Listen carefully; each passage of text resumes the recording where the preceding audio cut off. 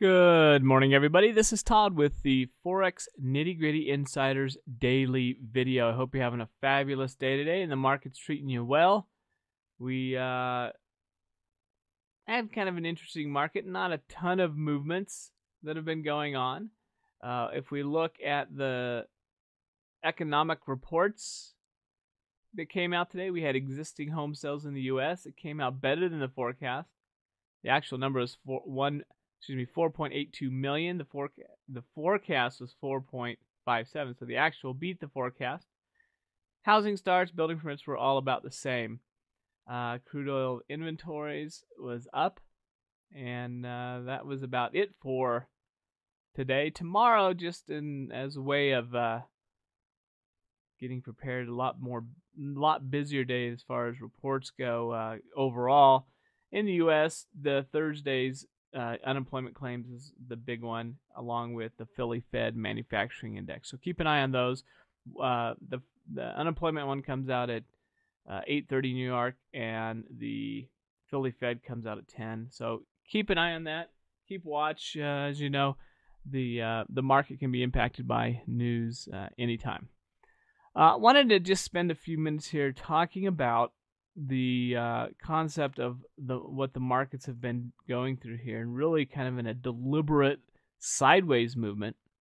And when we see something like this, we really are going to identify this as a range, and we've probably all heard that. I'm gonna draw my lines here a little bit better. And when we talk about range, we're just talking about the fact that it's moving within a certain area. Now, ranges can be long-term like this. This is the 30-minute chart of the U.S. CAD.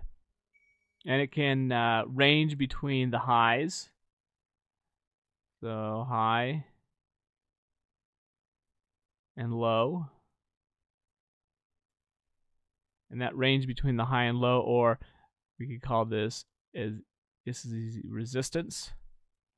We could call this support. And the prices go between there. So we've got sellers pushing this down within this range as it approaches the highs, and buyers coming in, pushing it up off of the support level. Now, when we talk about the simple trading method, we're usually looking at something that's in an uptrend, pulling back towards some type of support, and then getting as it begins to move back up again.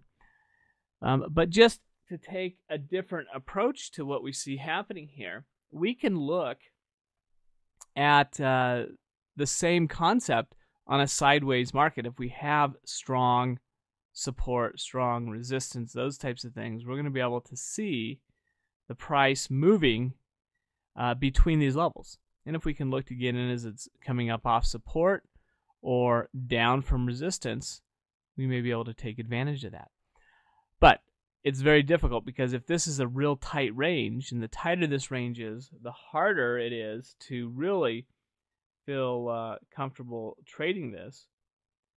We're not going to have much opportunity. And that's why focusing in on a channel, in this range sideways channel, can be looked at as, an upper channel or upper moving range, where we've got the sellers coming in here, the buyers coming in here, and that's where we are looking for that simple trading method to really work for us. But sometimes the market isn't setting up for that, and we get these areas where the market goes sideways or consolidates, whatever we might want to call that. And so it's kind of what we're seeing here.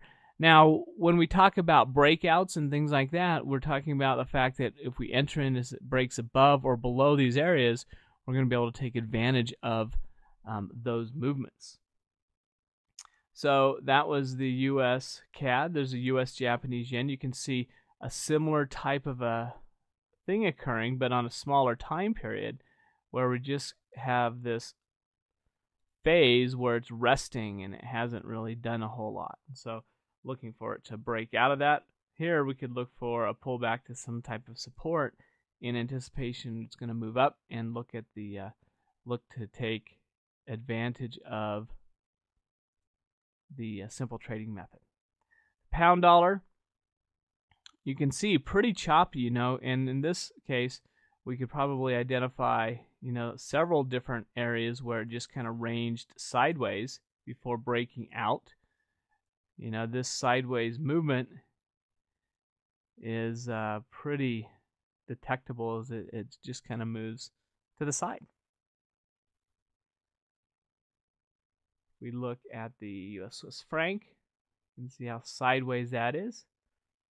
The Aussie dollar starting to move up a little bit more here, kind of maybe coming up off some support, and we're going to see this kind of chopping back and forth here. But this US Swiss franc is really in a sideways range. So this is one where if we were looking at trading this,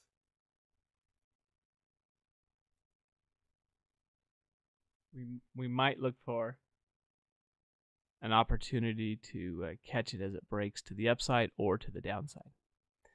But anyway, I wanted to bring that up because this is not the perfect scenario, but it does happen where we see the market go through these times of sideways movement. And if the range is big enough, we could trade within that. If not, we need to wait for it to break out. So take some time to practice with that. And if you have questions, let me know. If not, have a good rest of the day, and we'll talk to you soon.